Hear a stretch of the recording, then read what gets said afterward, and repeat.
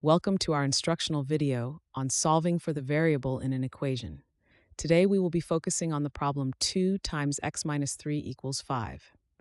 By following a step-by-step process, we will determine the value of x that satisfies this equation. Let's get started with solving this problem.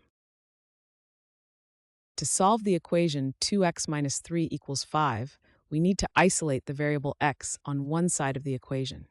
This means we need to get x alone. First, observe the equation 2x minus 3 equals 5. Notice that x is currently multiplied by 2 and then 3 is subtracted. To isolate x, we need to undo the subtraction first. To undo minus 3, we will add 3 to both sides of the equation. So the expression 2x minus 3 becomes 2x because negative 3 and positive 3 cancel each other out.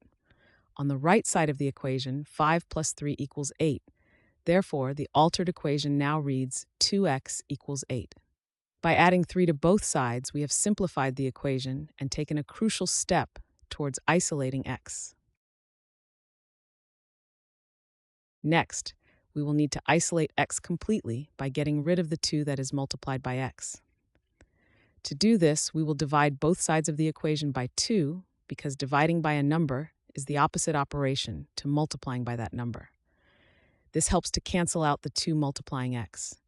On the left side of the equation, 2x divided by 2 just leaves x. The 2's cancel each other out.